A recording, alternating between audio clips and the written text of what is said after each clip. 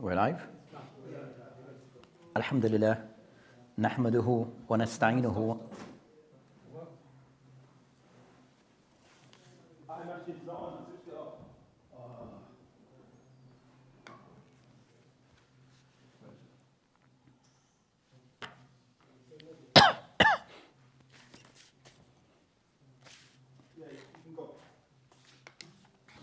Alhamdulillah, nahmaduhu wa nasta'inuhu wa nastaghfiruh wa na'udhu billah min shururi anfusina wa min sayyiati a'malina man yahdihillahu fala mudilla lahu wa man yudlil fala hadiya lahu wa ashhadu an la ilaha illa Allah wahdahu la sharika lahu wa ashhadu anna Muhammadan 'abduhu wa rasuluhu sallallahu alayhi wa ala alihi wa ashabihi wa man sara ala sabilihi ila yawmiddin, amma ba'd. So as we continue discussing the hadith, which is hadith Athamin wa Ishrun, which will be the 28th hadith in this series by An-Nawawi rahimahullah. So we're still discussing this hadith. So this will be, I think, the fourth part of this hadith. And in the last session that we had discussed concerning matters relating to matters regarding al-wali al-amr. So we discussed in the last session matters that pertain to the wali al-amr regarding of the hukuk that is to be given and to those who are in authority, and also other things that relate to that particular matter. So today, inshallah ta'ala, we'll be now continuing the hadith, and we'll be discussing the next aspect of what is mentioned in the hadith, and we'll be discussing the part of this hadith where the Prophet ﷺ, he mentioned فَإِنَّهُ مَنْ يَعِيشْ مِنْكُمْ بَعْدِي فَسَيَرَى اِخْتِلَافًا كَثِيرًا. So that's the part of the hadith that they mentioned فَعَلَيْكُمْ بسنتي وسنة الخلفاء الراشدين المهديين عضوا عليها بالنواجذ وإياكم ومحدثات الأمور فإن كل بدعة ضلال الحديث. So this is the part that we try to cover inshallah ta'ala, or start discussing this matter, and we'll try to focus regarding when he mentioned al-ikhtilafan kathira. So regarding the Prophet Islam, that of the advice that he gave to those who were present, that he told them innahu, that for certain, for those that live after, come after, that you will see ikhtilafan kathira. So we mentioned in some narration of hadith, or some word mentioned ikhtilafan shadida. So it mentioned ikhtilaf, so intense differences that will occur between a Muslim. So we try to focus inshallah ta'ala in discussing concerning of those matters regarding al-ikhtilaf by way of what is said to be ikhtilaf between a Muslim, also asbab, the reason behind al-ikhtilaf, also anwa, the different types of ikhtilaf, and also ilaj, and also of the things that are the cures of this ikhtilaf that may occur between a Muslim, or have occurred between a Muslim. So regarding concerning that discussion, that as in the hadith of the Prophet ﷺ of Irbad in Sariya, when he mentioned about ikhtilafan kathira, فَسَيَرَى ikhtilafan kathira. This is an indication, God said that this is dalahil al-nabuwa, where the Prophet ﷺ mentioning something that will occur in the future. So it's mentioned regarding, as for those companions who were present and listened to what he was saying, that when he was saying what he was saying, as for the Sahaba, then they were united without difference between themselves. So they're a united body. Then the Prophet ﷺ, then the Prophet ﷺ explained to them that eventually in the future that what you have will change, and that the Ummah will fall into ikhtilaf, into differences. They will split between themselves and have many differences between themselves.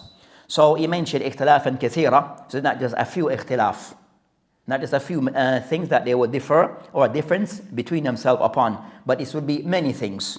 And also mentioned innahu man ya'ish minkum, so regarding between yourselves, so it's not external differences. So they address, those who are being addressed are the Muslim, with the Prophet ﷺ that explaining that difference will arise between a Muslim, between yourself. These differences will be many, and some mention intense. That shows that these differences that they can lead, that they will lead the Muslim to iftiraq, that they become divided and split into groups. So as for those matters, as we said, we'll try to focus a bit on this matter, or in this session. So when he mentioned al-ikhtilafan kathira, that is said that indicating that is a sign concerning of nubuwah of the Prophet ﷺ, informing that this will come amongst the ummah, this will set in amongst this ummah. So I mentioned ikhtilaf kathira. Between the ulama, they discuss concerning al-ikhtilaf or khilaf. So regarding concerning al-khilaf or ikhtilaf, that both mention, it means the same. Ikhtilaf wal khilaf. Some make a slight difference, but the general meaning is the same, which is did al-ittifaq. So ikhtilaf wal khilaf, it's opposite when so it is having differences and you're not united. So ikhtilaf, when there's a disunity, there's not unity amongst that group. And also ikhtilaf wal khilaf also can mean taghayyur, that things have changed from what it was. It have changed from one thing to another. So ikhtilaf meaning something have changed from one thing to another. That's concerning linguistically what is ikhtilaf wal khilaf. As for istilahan, amongst the ulama, when they discuss concerning kalimat al-ikhtilaf wal khilaf, they mention أن يأخذ كل واحد طريقة غير الطريق الآخر, where the meaning of which of ikhtilaf, where some have taken a position other than the position taken by others. And it could be that concerning in different matters. So it could be ikhtilaf, where some have taken a position contrary to the position taken by others. That is al-ikhtilaf in a nutshell. That could be in speech. It could be ikhtilaf concerning al-hal, condition, situation. It could be in fi'l, but you find that they have opposing views. One take a position and the other take a different position. That al-ikhtilaf, regarding certain matters, al-ikhtilaf, some discuss the difference between the use of the word ikhtilaf wal iftiraq. Ikhtilaf wal iftiraq. So ikhtilaf, difference, iftiraq, a split. So they mentioned that al-iftiraq is more severe than ikhtilaf. Iftiraq is more severe than ikhtilaf. Where iftiraq, there's ikhtilaf that is present, but it have gone to a next level with something with additional things added to it, where now they are split. Now they are split. There can be ikhtilaf and you're still united. So ikhtilaf can exist, but people are still, in general, still united upon the fundamental teachings and principle. But may have ikhtilaf in some slight matters as to be discussed. But as they mentioned that iftiraq is more a severe form of ikhtilaf. And that iftiraq is of the fruits, iftiraq, splitting, being divided, is one of the fruits of ikhtilaf. It can lead to this. So having differences can eventually lead to people being divided.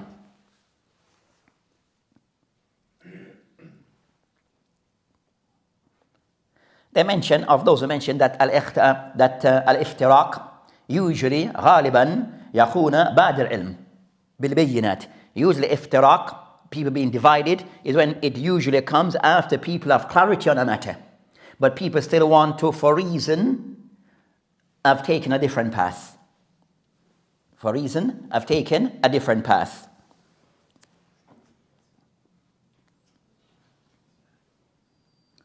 Can you have ikhtilaf بين أهل السنة without iftiraq? Aye. So not, as we discussed, not every ikhtilaf may lead to iftiraq. So Allah mentioned, وَلَا تَكُونُوا كَالَّذِينَ تَفَرَّقُوا. So it mentioned, وَلَا تَكُونُوا كَالَّذِينَ فَرَّقُوا وَاخْتَلَفُوا. So it mentioned, and do not be like those who have تَفَرَّقُوا, who have been divided. Iftiraq, وَاخْتَلَفُوا, and also they had differences. مِن بَعْدِ مَا جَاءَهُمْ الْبَيِّنَاتِ, after clarity have come to them or have reached them. So that to know that ikhtilaf did occur, but also mentioned that وَلَا تَفَرَّقُوا, that they kind of somewhat went to the more severe, where they become divided, and also that because of differences that they had, and now, but this occurred after clarity. After clarity.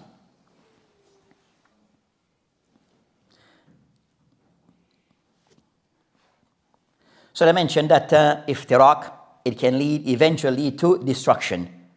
Can lead to destruction.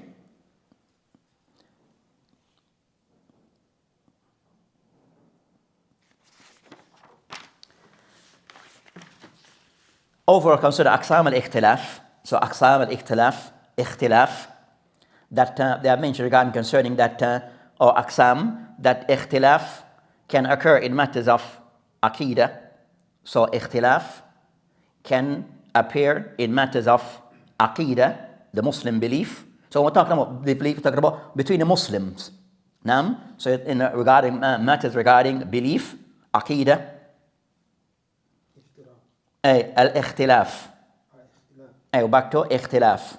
So ikhtilaf can occur in matters of belief, and also it could lead, since you have certain, so you have one in belief. Also it can occur in matters concerning ahkam al-faqiyya, what they call al-fiqh, halal and haram, where you'll find concern that, ikhtilaf in matters of ahkam al-faqiyya, that we have established concerning the madhahib today. So you find that the madhahib today, that the ikhtilaf between them is not under usul of the masala. In the usul of the masail, then there's no madhahib. Or in a masala regarding, for example, to say dhuhr salat is wajib, then there's no that will say dhuhr salat is wajib.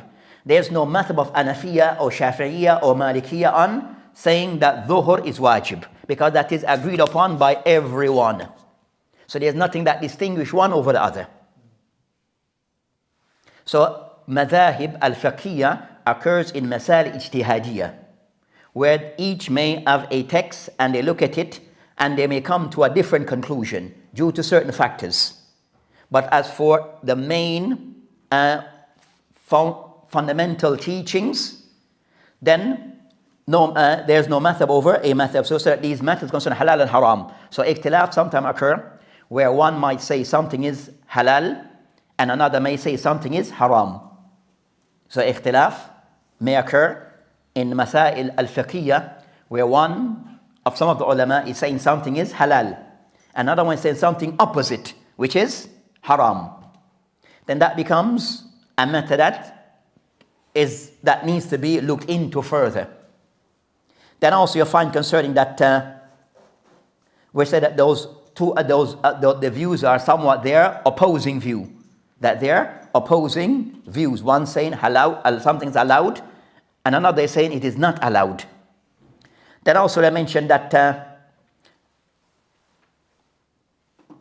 so examples regarding matter of i'tiqad, matters regarding asma wa sifat. So differences regarding concern. So that difference regarding position taken by some in matters concerning al-asma wa sifat of Allah subhanahu wa ta'ala, then that difference it can only lead to what? Lead to al-iftiraq, division. Except in cases of ikhtilaf, for example, in some names of Allah subhanahu wa ta'ala, between Ahl Sunnah, those who affirm to Allah subhanahu wa ta'ala His name and attributes as mentioned in Quran, the Sunnah, and in a manner befitting to Allah subhanahu wa ta'ala. They may differ on, you have a text regarding mention of subhanahu wa ta'ala's name, but they may differ regarding this name. Is the hadith authentic or not? Is Muhsin one of the names of Allah subhanahu wa ta'ala? With me? So you have hadith, but some may say, okay, for example, some say the hadith is da'if. So those who say hadith is da'if, then Muhsin would not be counted with them as one of the names of Allah subhanahu wa ta'ala. But those of the hadith that mention it is authentic, then they owe that to be a name of Allah subhanahu wa ta'ala. So it's a difference in thubut at-text, in the validity of the text, or the authenticity of that text on that particular matter. But in general, they accept the principle affirming to Allah subhanahu wa ta'ala names and attributes as mentioned in the Quran and in the authentic Sunnah. They only would differ in some masail regarding does this hadith, is it authentic or not? So those would be the difference regarding Ahl Sunnah. That would be a ikhtilaf. Iftiraq on these masail of aqadiyya will be the person said we do not affirm to Allah subhanahu wa ta'ala except for 7 sifat. With me? So if a group arise and they take the position of the principle with them that they follow, we only affirm to Allah subhanahu wa ta'ala only 7 sifat. Not because they're authentic hadith, not because there's authentic hadith that affirm them, but because al-aql affirms it. Then that's a way of, that's problematic. That's a problem. And that will lead to iftiraq. That will lead to iftiraq. So that's concerning those masail. So you have those who, and any of outside those 7 sifat of Allah subhanahu wa ta'ala, they reject everything else. We don't affirm 7, anything else of Allah subhanahu wa ta'ala sifat, we don't accept them. Then that's problematic. Then that will lead to iftiraq. That's ikhtilaf. Added to it, it will lead to iftiraq. Because you are, in a matter of aqidah, you are taking some of the text and you're rejecting other of the texts. And even what you affirm is not because of the text, it's because of al-aql, reasoning, intellect. Then that becomes big, that becomes a huge problem. That becomes a huge problem in matters of i'tiqad. So that would be the master of al-bidah wal-ahwa. So that's concerning, so it's that, and also matter regarding that in matters of ikhtilaf may occur regarding a suluk, that a person behavior, in their behavior and certain of their, the person, their behavior, so it's that their behavior at time is unbefitting. Their behavior at time is unbefitting. So those things can, ikhtilaf regarding some of those matters.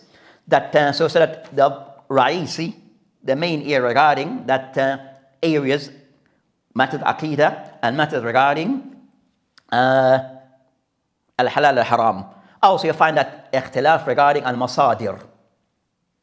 Ikhtilaf that lead to iftiraq regarding concerning the split of the ummah, that regarding concerning al-masadir, where you find that Ahl Sunnah as a package, as Ahl Sunnah, they affirm that as a source of Islam regarding what we can use as an authority.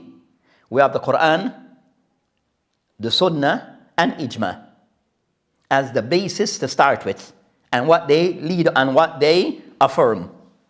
So you find if a person, okay, I accept the Quran, but I don't accept the Sunnah, then that's a problem.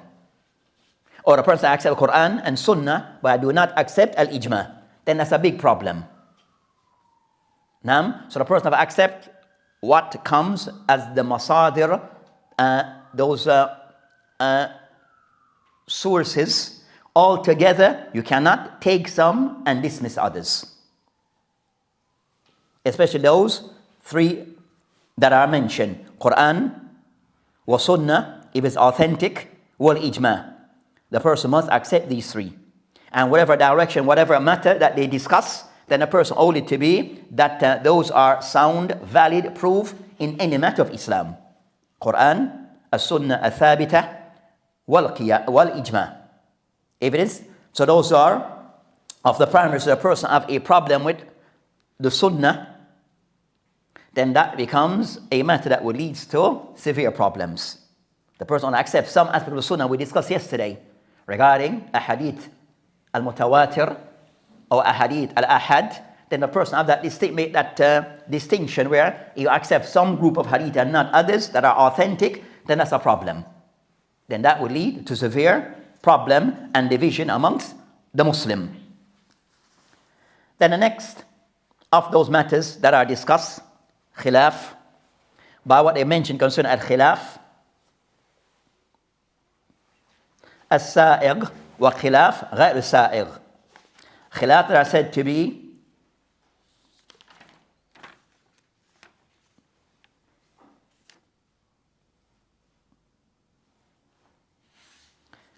so before that also they mentioned it, we said that this ikhtilaf at times and iftiraq, that they can lead to be destructive.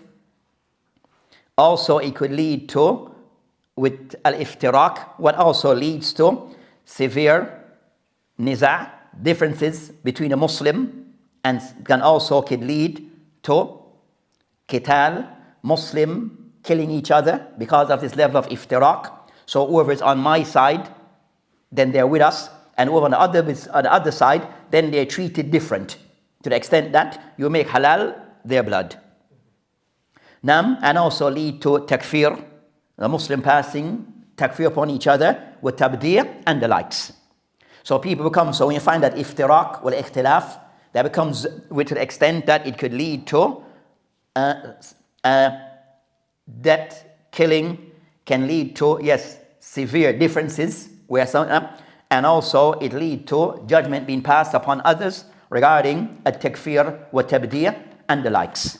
And with that, when you put those things in place, then you'll find that when those differences come into play, you find if those who pass the judgment on the other side, because I see you make tabdi' upon the other side, I can't pray in your masjid at times, I can't sit with your shuyukh, I cannot do anything with you, then it can lead to those things. You make hajar, where you cut off from that person, you don't give him salam, don't respond to his salam. All of this is a part of the package that comes with it. So when this ikhtilaf sets in, is the ikhtilaf which is in this case praiseworthy and blameworthy? That to come next. So I said it was so discussing regarding concerning that the effects, the things that can come, the consequence of these type of ikhtilaf. Now, so it could lead said to death, killing. It could lead to passing a judgment, which said a takfir, then that's a form of a takfir. It comes with ahkam, tabdi' upon a person. It comes with ahkam of al-hajar, not salam, not marrying, divorcing. All of these sometimes come into play with some. So that's concerning of what can come along with these matters. What can come along with these matters? So you find a person that does not pray in a person's masjid. Why? They're Ahlul Bidah.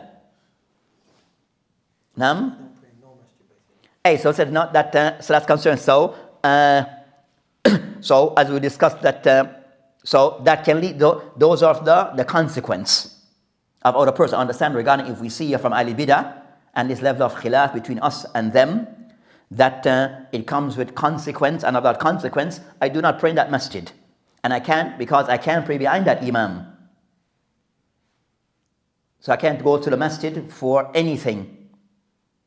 So the masjid is given a certain label. So a lot of things goes with this.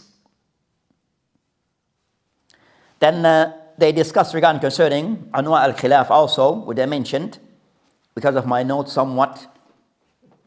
Al-Ikhtilaf. So Ikhtilaf also can be categorized as Ikhtilaf as-Sa'iq, والاختلاف غير السائغ وهو المذمومة. So you find that ikhtilaf, which is said that ikhtilaf, which is there's an allowance. So ikhtilaf, where there's an allowance for ikhtilaf, and also there's an ikhtilaf that there's no allowance, there's no leeway, and that one is blameworthy. That one is blameworthy. And also ikhtilaf al-madhmum, it is called غير مُعْتَبَر. It's not considered to be a valid. It's not it carries no weight, no standing.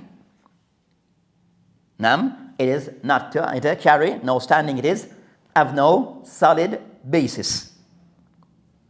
As for ikhtilaf, the first type, ikhtilaf as-sa'iq, which is we said the permissible type, the one which is there's some allowance. It could be in matters which is it occurs in matter which is ijtihadiyya. It occurs in matter which is ijtihadiyya. As for matters that are usul, that is agreed upon, then that is not permitted for that it is not permitted in those cases. It's not allowed in those cases. And also this type of ikhtilaf as-sa'iq, that was said is masail ijtihadiyya. Matters with the alim is looking at the matter and trying to derive a ruling, or there is text, and at times there's no text. So he's trying to he'll come to a conclusion based upon what you said, not by way of ijtihad. which they said another word concerning bila qiyas. Now, so you're trying to use some other sources to come to a ruling based upon the primary sources. There's no clear text available by Quran and Sunnah. So you're trying to use other sources to come to that conclusion. Or you might have a text, but how we understand it may be different from how another person understands it. And we know the hadith of the Prophet ﷺ when he sent those people to Bani Qurayza. Now, that party, those who understand that they prayed on the way and other they prayed when they arrived there. So one text, one sentence was given to both, لا تصلوا إلا في بني قريظة, not to pray except in Bani Qurayza. That's clear words, one sentence. But both, they divide regarding that where to pray. Both understood that they are to pray. But where do we pray? Bani Qurayza in this place, in this area, or it meant those who understand that we should continue our journey until we arrive and we pray there. And those who arrive now, it means can someone try to move speedy, but whatever is salat caught you before you reach there, you are to pray. So both have the same information, but look at it different. And came out to different conclusion, and both acted according to the understanding they had. And when both came to the Prophet ﷺ, he didn't chastise both sides. But it's a matter about what? Salah, where to pray. So it's a matter which is said, Salah being of importance. But do I pray when I arrive in this location? So if they see that the time was going, should we wait until we actually arrive there before we pray Salah? Or the Salah now time is in and the time is, we don't want the time to miss the time. So let's pray and then continue our journey. But it's about matter regarding as-Salah. But both came in a different conclusion. So you find that al-khilaf as-sa'iq, where there may be a text, but it's open for a difference in interpretation or understanding. So in that case, in those cases of khilaf as-sa'iq, we find different conclusion have been reached by the ulama. Then either one side is correct or one side is incorrect. But they are not to be chastised. They're not to be chastised. Now, so as the Prophet ﷺ mentioned, إِذَا حَكَمَ الْحَاكِمْ فَأَصَافَ لَهُ أَجْرًا, that if a person who's an alim, he makes his ijtihad on a matter and is correct, he gains 2 rewards. فَإِذَا حَكَمَ وَأَخْطَأَ فَلَهُ أَجْرٌ وَاحِدٌ. And if the person, the alim, who make his ijtihad and he was incorrect, you get 1 reward. So from this they show that at times an alim, that you might in a case where khilaf as-sa'iq. And also the person might have good intention. So a person might have good intention and he may in this matter be correct, and also with good intention he could be incorrect. But the thing that would decide him being would be that the person he was trying to reach to achieve the haqq. His intention that I'm trying to gain what is correct on this matter, but for whatever reason he didn't meet the mark. So his qasd, wusul ila al-haqq, was trying to achieve that which is correct, but for reason he did not. So that's concerning al-khilaf as-sa'iq. So al-khilaf as-sa'iq, it doesn't mean that everyone is right. It could mean that some are more right than others. Now, with this matter of khilaf as-sa'iq, I'll just add that before with khilaf as-sa'iq that we're discussing, in these masail, regarding concerning this khilaf, that is said to be of those where there's room, allowance, that in these matters only look to the people who are said to be, who are discussing this matter, the kibar ulama. Look on these matters, we give it attention. We give it attention when the people discussing the matter are the kibar ulama. Kibar al-ulama. So if a matter being discussed, and you find that the kibar ulama are not speaking on that matter, but you find those who are below them, then there's no need for you to, you understand, I'm going to take a position, I'm going to force on everyone else. Then you're wasting your time. Then that's a person wasting their time. So in matters of khilaf, look to the kibar ulama. If there's no kibar of ulama name being mentioned, then don't try to force a view on the general mass. And that will lead to the next matter regarding who are the kibar ulama. So the person I will discuss asbab al-khilaf, knowing who are said to be the kibar ulama. Now, can you find, I said, the ulama, they are maratib, they are different levels. Not all the ulama on the same level. Not all the ulama, or I said, the hamlatul ilm, the people who, the bearers of ilm, they're not on the same level. So a person, so I mentioned, say you have those people, you have on different levels. They don't want to mention so you have the ulama on different levels. Nam, and also regarding concerning who are said to be the kibar, how we identify them. And who are said to be specialists and the kibar, also they are at times specialists in a particular field, in the science of Islam. So you don't find as common an alim who's a specialist in all the fields. He's a specialist in tafsir, in fiqh, wa usul al-fiqh, wal hadith, and all of the science, and in language. You rarely find an alim. It does sometimes occur, but it's not something which is common. The more common thing among the ulama, that a particular alim specializes in a particular field. So the thing of the kibar is know who are the kibar on that level, but also what's his field of speciality. How we make that decision. To say who's the kibar and who specializes to the first, how we decide who's the kibar. How? An answer. So the answer, the kibar decide who's the kibar. The kibar decide who's the kibar. So something you find that a person trying to champion his or her view on a matter. And he's mentioning names and something you find two things to be mindful of and careful of, especially on YouTube.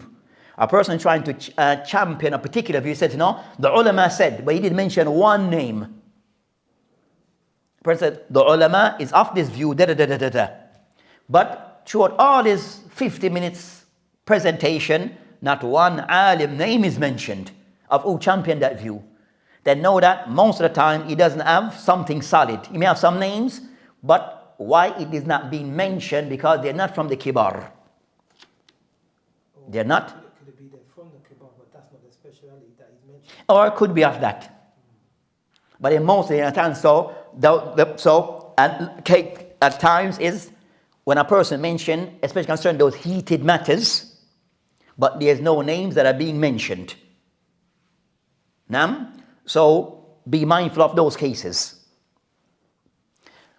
And also a person to know that they will mention that Imam Ahmad said, لا تقول قول ليس فيك imam. Don't take a position unless you have an imam that preceded you on this. But they mention a matter that have been discussed by the ulama, but they only mention just one name from start to end. And they said, okay, that person, we are mentioning his name because he's an imam. Is he alive? Yes, he's an imam. And he's present and he's still alive. Even concerning that the word imam today is used loosely by many. That alim fulan imam. Sometimes that a person used kind of somewhat to try to put strength to their position. When a person uses the way that alim fulan is an imam, and he tried to give him all the titles, imam, mujahid, muhaddid, mufassir, usuli, faqih, and he went through the whole list of names. Who said he's an imam? Then he started to mention some of the follow the sheikh. The people who say the sheikh is an imam are the sheikh's staunch followers. You with me? Then that doesn't count. Okay, name me one of the kibar ulama of our time that said Sheikh Fulan is an imam. One of the kibar ulama. Name me one or two. According to how much names you need as tazkiyah, how many of the kibar ulama of our time as referred to that sheikh as being an imam? You with me? So sometimes they said the word these titles that you can so said with those matters is to ensure, because sometimes matters being discussed and the person who's discussing one of the mashaykh, but he's not from the kibar ulama. He's one of the mashaykh, and we're not disputing that, but he's not from the kibar ulama. Then that matter needs to, you understand, doesn't carry the same weight. And to force the people upon that view, then also it doesn't carry that weight. Because the person who said this qawl is not from the kibar. He's not from the kibar ulama. And also the next thing we said with the mashaykh, identify what's that person's area of speciality. So if a person speak, من يتكلم في غير فني يأتي بالأجائب. That I mentioned, the person who speaks outside his science, the thing that he specializes in, he comes with things which is strange. The person who speaks outside his field, he sometimes comes with things that are strange. Right? So you find concern of the thing concerned, okay, that alim that is speak on this matter. This matter we're discussing, that there's a discussion between that is being discussed. The one who's speaking of this matter, what's his area of specialization? It's a matter of aqidah. Is he a specialist in aqidah? Is he actually a specialist?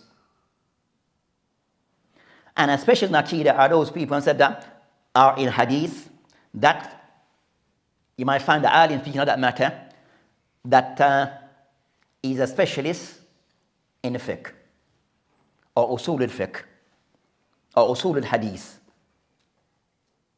But the matter that he's discussing is outside his realm, outside his field. And the people of that field, they may be saying different. The people of that field, they are saying different. So instead of the thing is being able to identify that alim, what's the area that he specializes in. What area he specializes in. So that's the thing regarding that matter, regarding concerning was said al-ikhtilaf as-sa'iq. The second type of ikhtilaf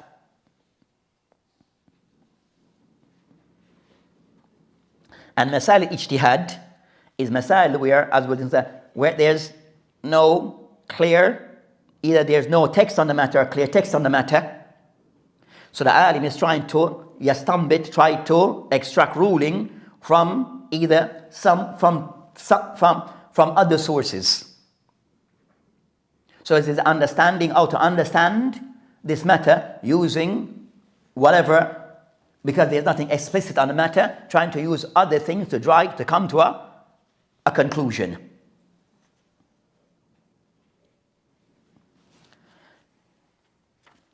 Then they mention al-ikhtilaf غير سائغ.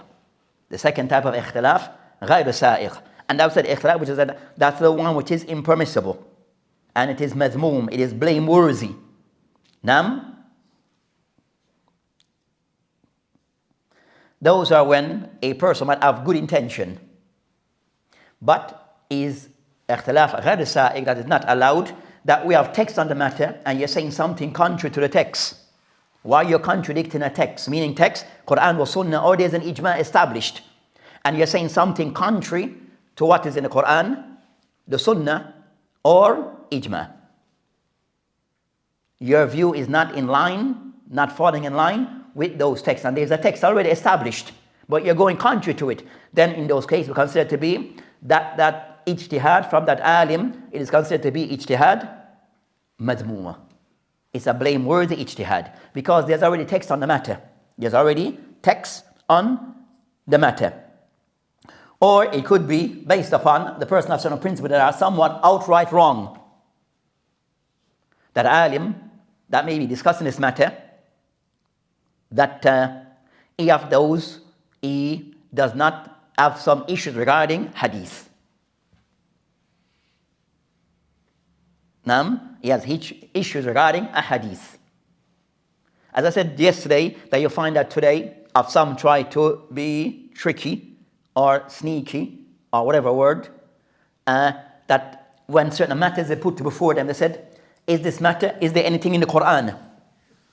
You understand? So you discuss a matter, is music halal or haram? Where in the Quran it says music, discuss music. Show me an ayah that says about music explicitly. Who said everything is mentioned in the Quran? So they always try to get out. So they said their get out card, their escape card, their get out card, is it mentioned in the Quran? But is that the only text? Is that the only source of Islam, the Quran? So either person is going to say yes or no. Are we to rely only on what is mentioned clearly in the Quran? So what about the Sunnah? What's its place? So I said the get out card for some, they try to use this line, is it mentioned in the Quran? Is it mentioned in the Quran? So just be mindful also of the people who take that path. Is it in the Quran?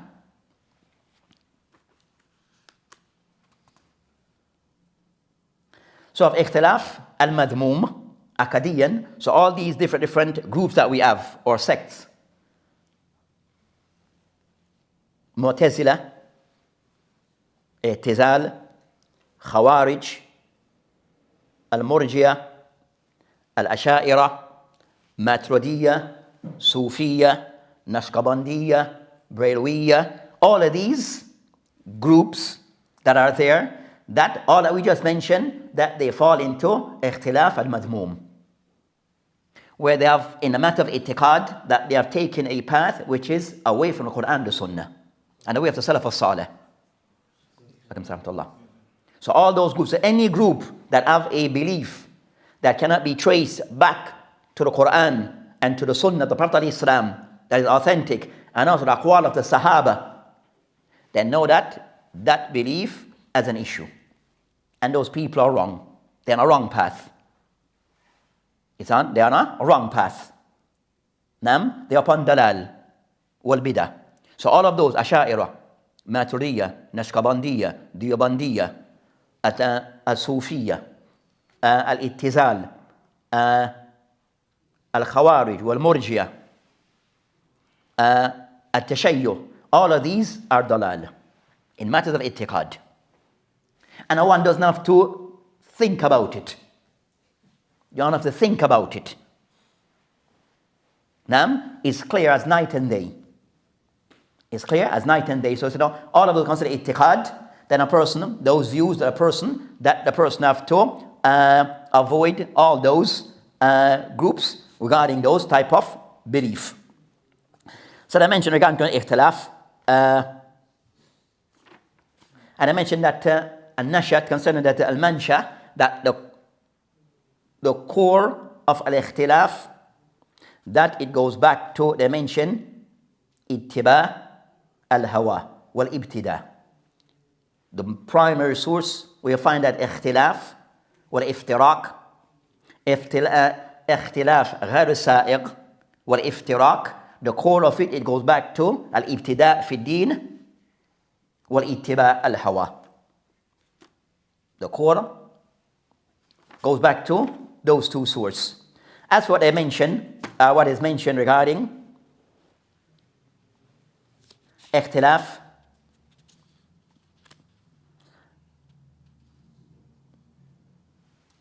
as-sa'ir, that sometimes occur between the ulama. Why the ulama?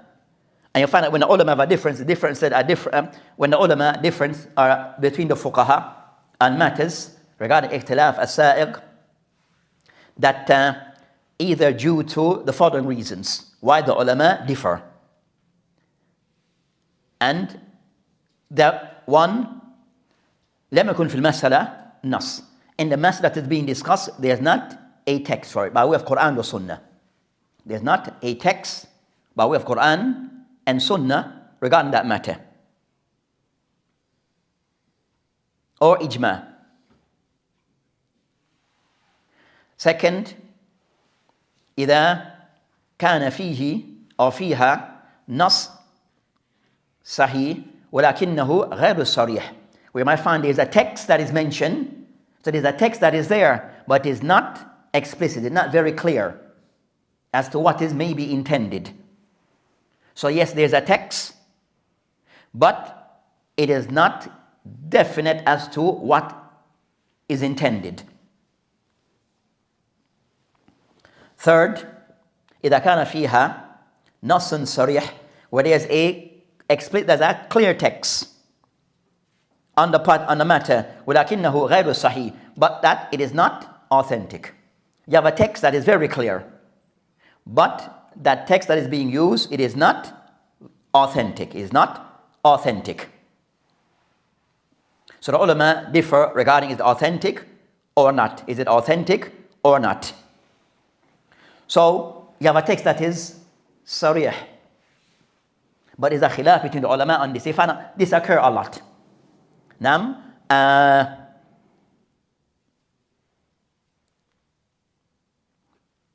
Example, we have text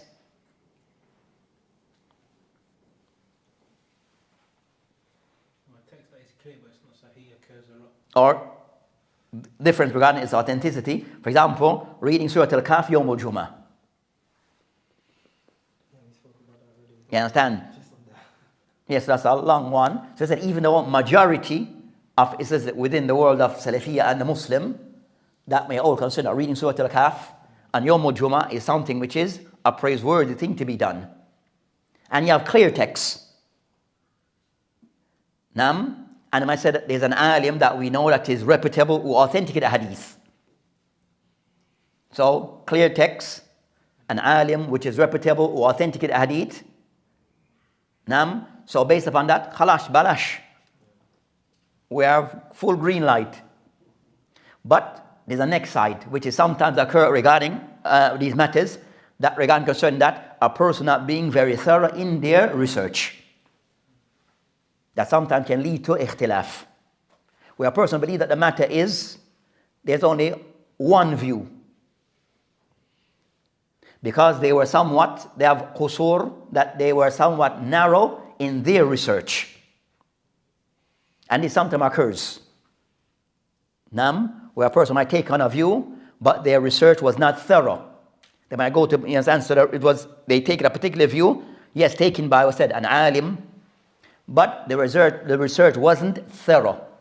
So they come to a particular conclusion, but if they were to look into the matter wider, they'll see there's a different side or a different opinion, and of that regarding reading of Surah Al-Kahf Yawm al-Jum'ah.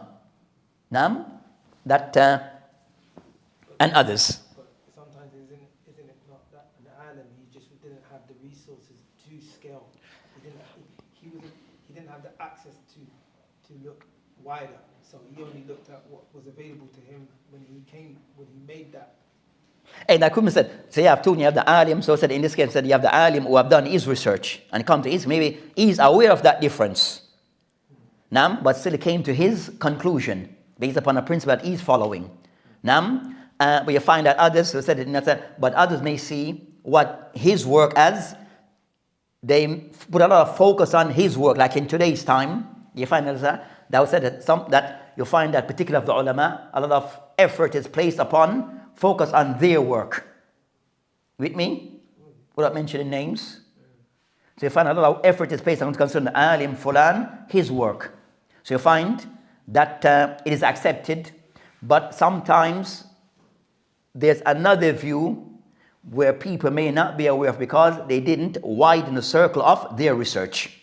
Your focus is too much on a particular individual and their opinion and their views and their works. But there's another side that you may sometimes miss. So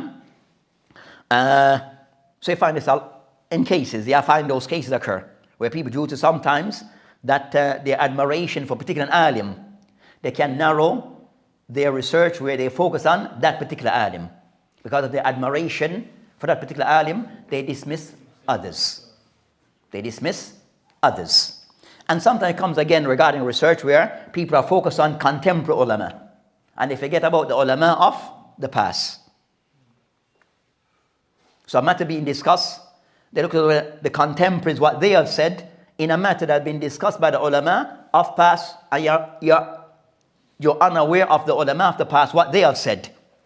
So for the person that the matter is a new matter, but the matter really is an old matter, been discussed by the ulama, clarified by the ulama of the past, but the person sees it as, he just restrict himself to what is being said by the people of his time. So being, again, narrow in their research. So sometimes that person may fall into that blameworthy ikhtilaf due to being narrow in their research. So those of the factors also concerned that between the ulama, sometimes ikhtilaf occur regarding في تعارض concerned that مسلك الترجيح. In the ta'arud, we have certain texts, there's multiple texts on the same matter. So how you come to a final conclusion, or you harmonize between the texts, or the different texts that are being mentioned. So you find that sometimes, so on those matters regarding tarjih, how to come to a final conclusion on a matter, we find many texts that it seems as if they are in contradiction or contradicting. How do I come to a conclusion? Then a tarjih is important. How to come to a conclusion. So that's concerning the reason behind bona fide scholars may have a difference. Bona fide difference between the ulama. And you'll find that the people who have that approach, they between themselves, the difference also, it doesn't go beyond that which is allowed. It doesn't exceed this. It's not taken beyond that. Then as for that ijtihad, we said غير السائغ, that sometimes it comes for various reasons, come due to various reasons. So I mentioned that asbab al-ikhtilaf. Asbab al-ikhtilaf. One of the reasons, al-jahl. One of the reasons of ikhtilaf بين الناس, I would say Muslims, in having splits and differences, al-jahl bi-shar wa-deen. A person being ignorant of the deen and the sharia. And this can fall into different areas regarding concerning that Imam Malik rahimahullah mentioned, إذا قل العلم, Imam Malik rahimahullah mentioned, إذا قل العلم, if knowledge is in decrease, ظهر الجفاء. Then jafa, then people become like empty, ignorance become widespread. If قلت العلم, if knowledge decrease, then ilm, then if knowledge decrease, then ignorance would spread. People become empty. Jafa. Then I mentioned إذا قلت الآثار, and if آثار concern narrations become less, كثرت الأهواء, then desires, people start to follow their desires, it multiply. So those are things that he mentioned, that if ilm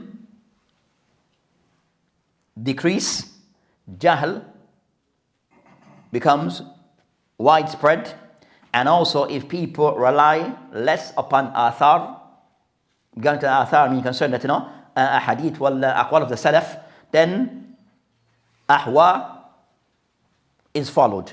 People start to follow their desire. And he mentioned Ibn Abdul Barr in his book Al-Jami' Bayan al-Ilm wa Fadli. Then so said of the reason of ikhtilaf bayn al-nas, al-jahl bi-shar wa ad-din. And we said of that it fall into being able to identify the ulama. So being of those things that a person being able to identify the ulama that are said to be the kibar ulama, and know what are the masail that they speak of, knowing the different level of the ulama, and knowing those who are mutakhassis, and knowing those who are on their different level of specialization. So the ulama on different levels. So know what the people are kibar ulama. So you might ask the people today, so in every country that they will have, a Muslim country, they will have a hayat kibar ulama. In most countries, Muslim ones are some that have in their country what they deem to be a panel of ulama that they refer that they are a reference for their country. Taib. If you ask, so each country may differ, is trying to answer, but they will have something established. They will have something established.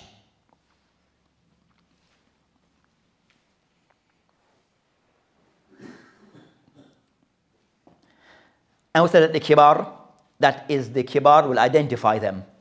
You understand? The kibar will identify them regarding that this person is a specialist in this field. And also that's a specialization at times. So in their field, those of that field will know the people of their field.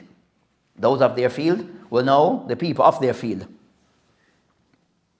For example can mention Ibn Taymiyyah rahimahullah.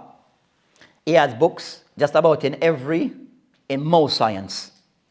In Aqidah, more than one book. That's sometimes more than one book. Several books in just to say in a one science. Ibn Taymiyyah. So he has book in Quran. Start with the Quran. He has book in tafsir. He has books in tafsir.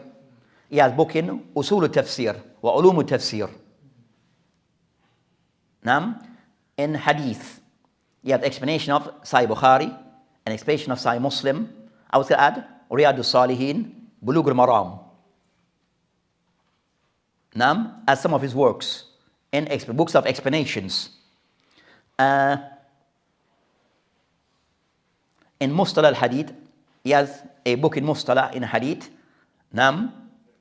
Also in Lugha, Fiqh, Usul al-Fiqh. So he has book in just about mutafannin. But for example, Ibn Taymiyyah said, I have books in Hadith. If Ibn Taymiyyah rahimahullah said this Hadith is authentic, would his word be a authority on this? With me? If Ibn Taymiyyah rahimahullah say Hadith fulan that's being discussed, he said this Hadith is authentic, will his word be an authority? But he has books in Hadith, in Mustalah, in Sharh Sahih Bukhari and Muslim, even though they are not complete, but he said that he has these works. So if he were to say Hadith fulan, the Hadith such and such is authentic, is that something one can hold to as a valid, an authority on that field? A soal, question. That's his area of expertise. You said yes or no? What you? His area of expertise. Sorry? He's saying yes if that's his area of expertise. So you don't know his area of expertise then? He has books in Hadith. He has books in the explanation of Sahih Bukhari, Sahih Muslim, Bulugh al-Maram. I have books, Arba'in that we're discussing. So you have all these works, also books in Mustalah, Baykuniya, I think the Nukhbat al-Fikr. So he has books, so said that, so if he was to say Hadith is authentic, is qawl be taken on authority? To say yes, Ibn Taymiyyah said Hadith is authentic, khalas. You're saying yes then? Okay. So you're saying you're in between, okay. That's on a condition that if that's his area of authority, or it can be the what's it called, the Omar all the time. Okay, speed up, okay. So you're saying? If that's his area of expertise. Say what he's saying. So we said if you have an explanation of Sahih Bukhari, Muslim, and other books of Hadith have explained, and also books in Mustalah, that is area of speciality. It's not approved that that's his area of speciality. Because he's mutafannin. I'm just looking at his mutafannin. He had the You're dragging it out. he has the ability If I'm to correct, make a book in every fun. he will know it's authentic by the muhaddith. The muhaddith will make it known that this text is authentic. Okay, so the question we're asking is Ibn Taymiyyah and Muhaddis. So the question then, go back. He is graded, yeah. But in this time, He's graded.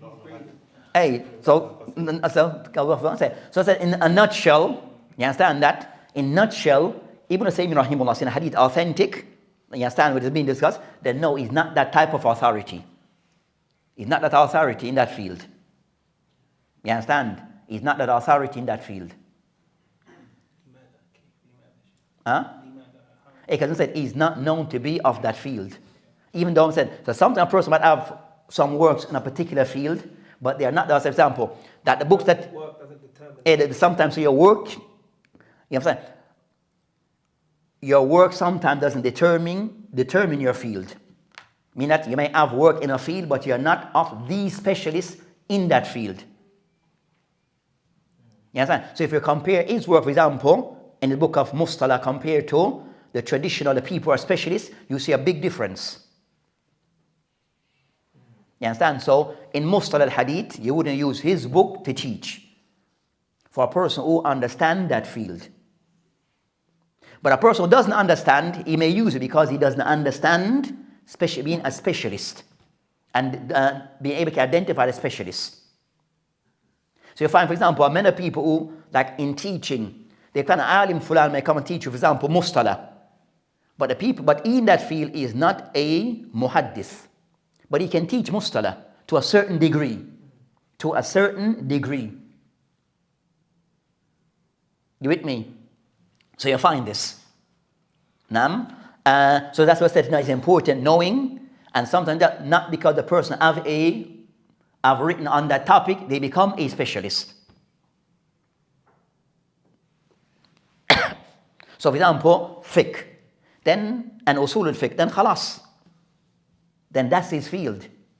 Then that will be his field. Nam? I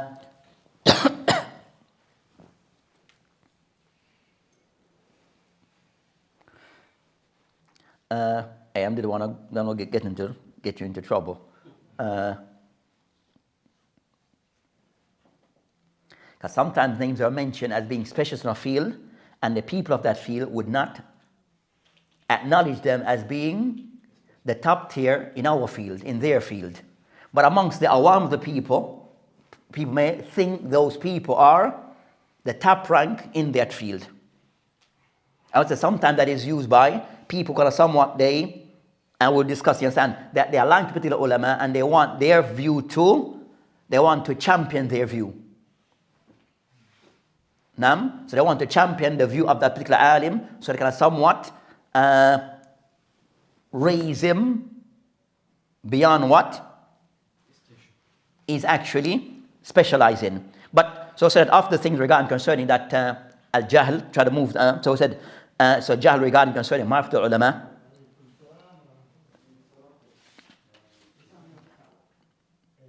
So as I said, as a caution, we said, for example, things we said nawazil, things that are new matters, or things the Muslims that are dealing with matters, you understand? That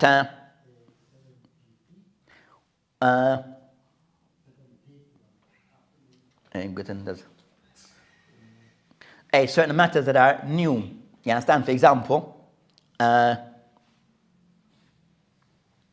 boycotting these non-Muslim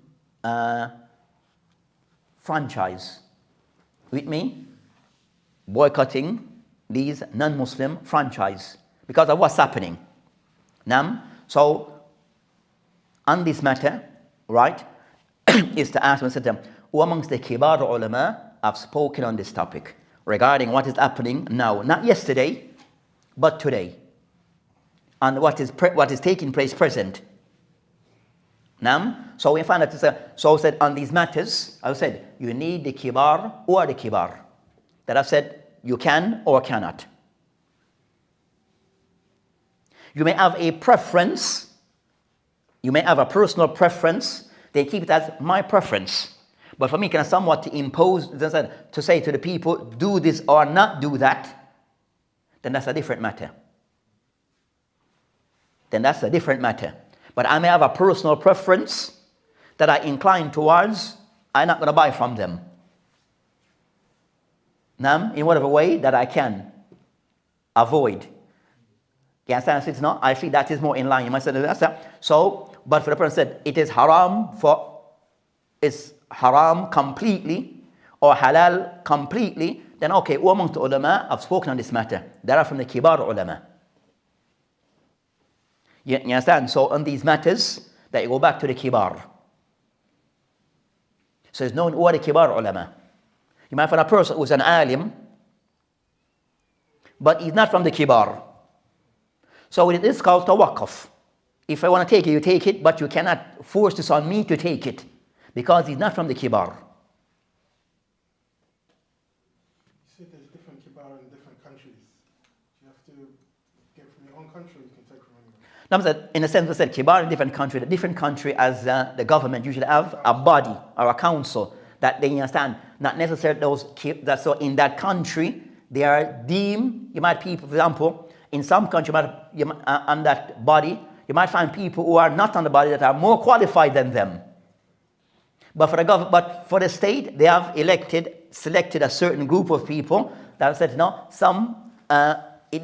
They are qualified in their eyes, but you might find those who are not on the body who are more qualified or equally qualified. So anyone who said to be from the kibar, not necessarily have to be on the that committee. You ask from the people from your country, or you can take from someone else? No, you take from the ulama kibar wherever they may be. For us, you understand? So you're not restricted to a particular country. You're restricted to you're restricted to listen to the kibar. So just for the benefit of the people, whatever the kibar in a specific place are restricted in what they can say. So, for example, this country, they have the kibar. Okay. They're their mawjood. But another country which is not restricted, they have kibar, but they're not as qualified as these ones. These ones are unable to say what they want to say. So is it okay for me to now request that the ones who are less qualified and take from them? Now, in any matter, say go back to the kibar. Some said no. You will find kibar that are equal. Sometimes it is who we know. You understand? Who we know. So sometimes among some that the kibar ulama of the highest level that they are seen in a particular country. You get me? Then said it's not. You said yes, they may be kibar there, but it doesn't dismiss that they are kibar elsewhere, equally qualified. You understand? For example, I ask people who say the ulama of Hind, who are they from the kibar? Hey, most of us will not have no idea. Most of us, you understand? So you might ask and said, go to only the brothers who might have an idea, or the brothers who are from that part of the world, who still have that contact. But you said, most of the people from outside there will have no idea. You ask the people, okay, in Africa, do you have kibar ulama? A person said, you must automatically say what? No. Say Zu. Have you gone to the country, the continent to know? You understand? So in our mind sometimes, you understand, we have been mind been fixated that the kibar is only from a certain group of people. You with me? Comes in the field of hadith, you understand, that's not the, you understand, you have kibar in different countries. Different countries, al-fiqh. So I said, is knowing who are the kibar, wherever they may be. So for the person, the Sunni, is if they have that connection to the people who are the kibar ulama, wherever they may be on the globe. You're not restricted to a particular country. He said our shortcomings is sometimes we're restricted to a particular area. That's sometimes our shortcomings.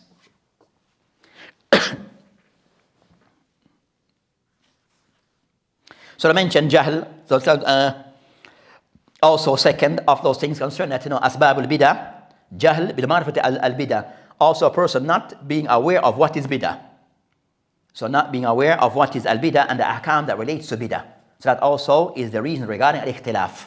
Knowing what are things that are said to be bidah and knowing the ahkam that applies to al-bidah. Also of those things that leads to al-ikhtilaf, asbab, al-jahl bil-aqiqat al-iman wa shub al-iman wal usul al sunnah wal jama'ah. That also the person not being aware of those things that are said to be the reality of what is iman and the branches of iman, and also what is said to be the usul of al sunnah in matters of al-i'tiqad.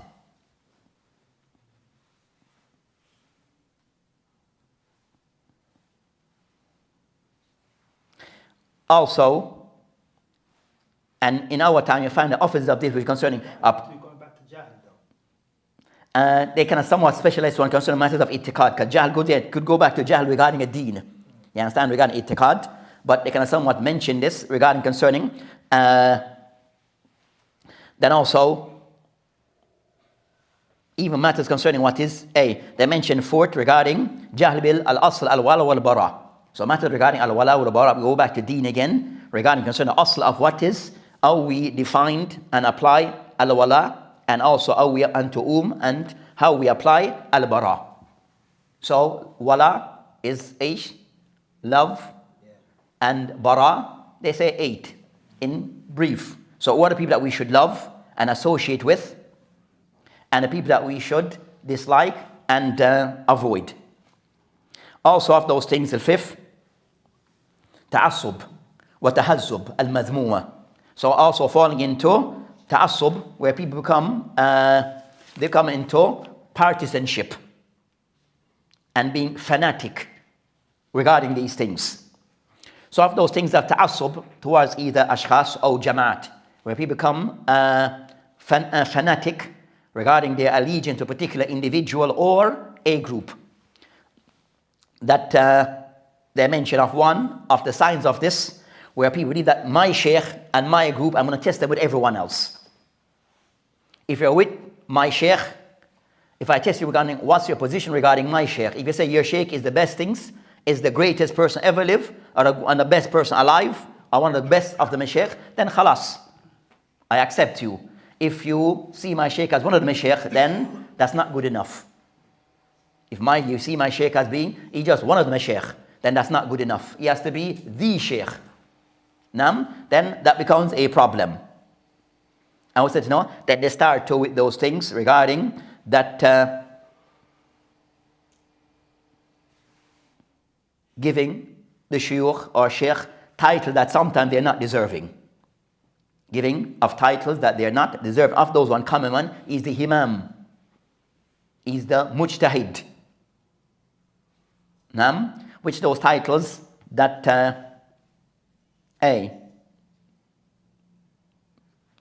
needs to be asked, that person he says an imam.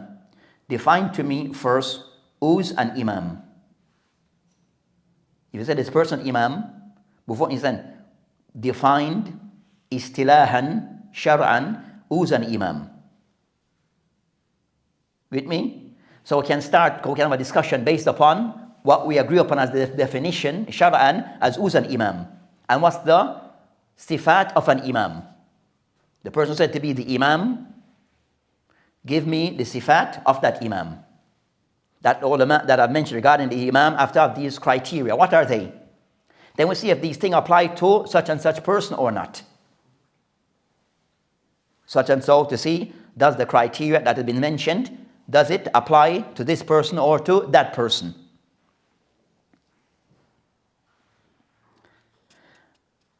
Also they mentioned regarding asbab al-ikhtilaf, adam tatabbut, not a person not verifying things.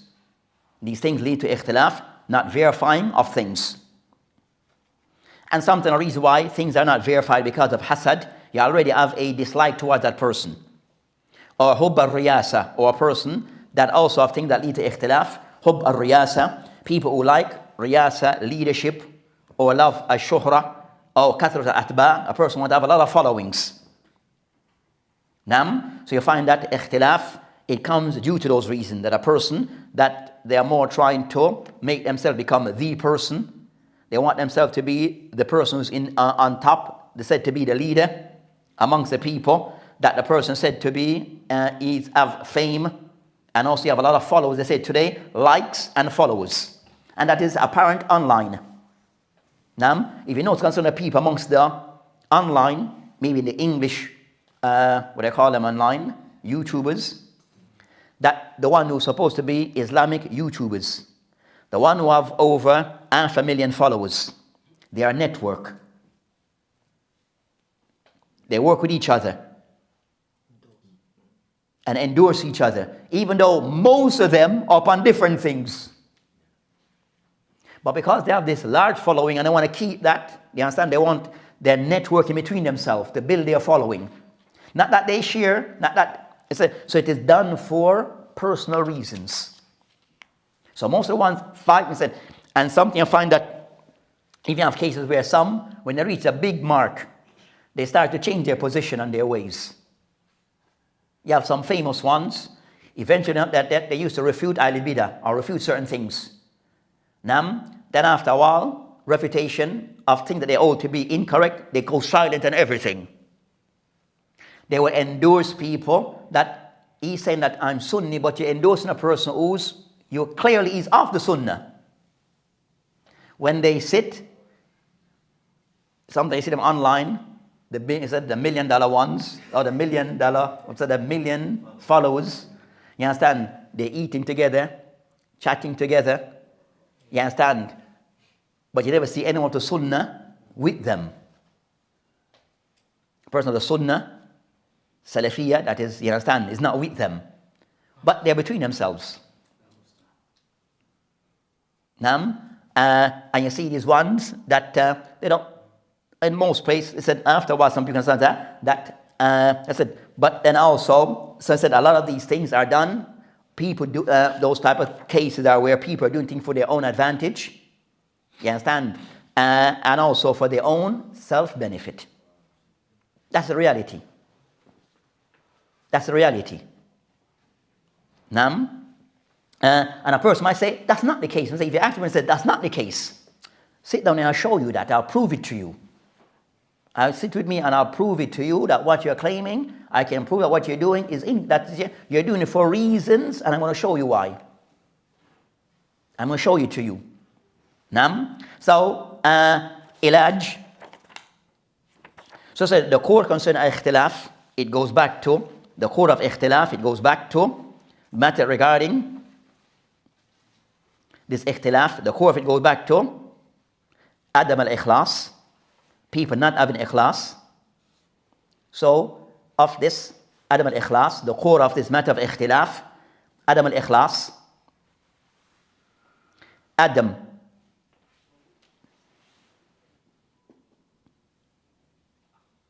خلاف في تحديد المصادر التشريع, not being clear as to what are the sources of Islam that can be used, and also اختلاف في القواعد في الفهم الدين, and also difference in how to understand the text, and also of the reason for اختلاف اتباع الهوى, اتباع الشهوات, والاتباع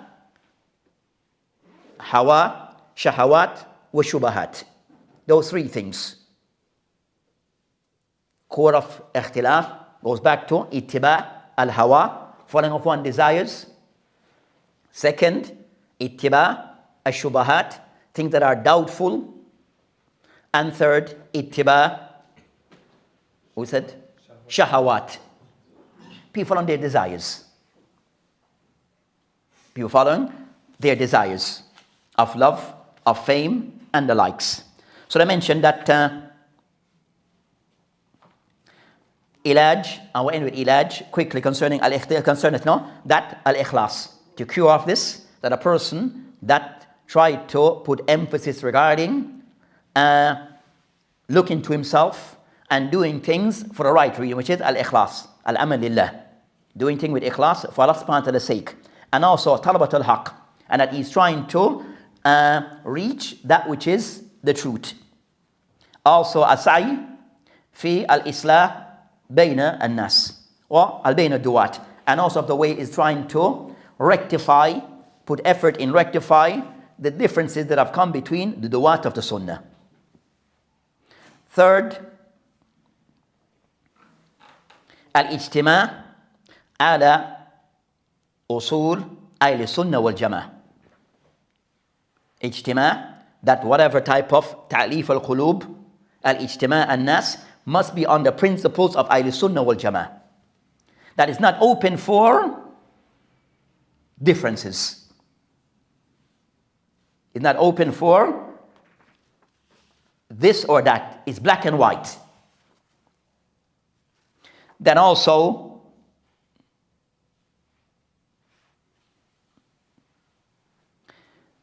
ihya al-rabit al-hub fillah, to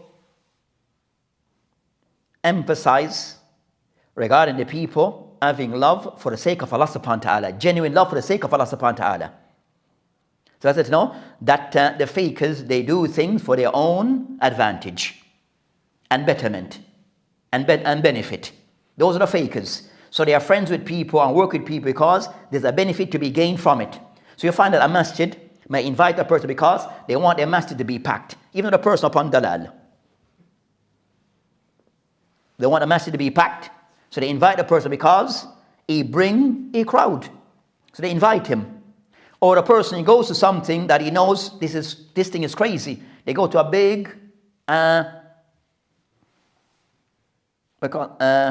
like conference, and everyone giving talk. But this person is this everyone, all the speakers, they're upon something different. At the end of it, they have a rap session. A person go up on it, and you have a rapper, either start it. So singing and dancing is a part of it. But that person's an alim, is there. What are you promoting? Also the mention of this al-adl wa insaf, that a person, that he has to be just and fair. He has to be just and fair. And also qabul al-haq mimman jabihi, and also a person, a willingness to accept the truth from anyone that brings it and presents it. You're willing to accept the truth from anyone who brings it and present it to you with evidence and the likes. And also of those things, isti'mal al-hikmah wa mura'at al-masalih, that also that a person have to use hikmah in things. And also mura'at al-masalih, and also that is taken into consideration regarding masalih, what would be the greater benefit. And lastly, hiwar wal munaqasha, and also at times to have these type of discussion, friendly discussion in things that we disagree upon, to see who may be able to can explain their case better. So that inshallah ta'ala will end, and we'll end this matter. Wabillahi ta'ala tawfiq. So said those are asbab al-ikhtilaf that we mentioned regarding concerning in the hadith, some of the matters pertaining to ikhtilaf. Next week inshallah ta'ala we'll bring this hadith to a conclusion. Wabillahi ta'ala tawfiq.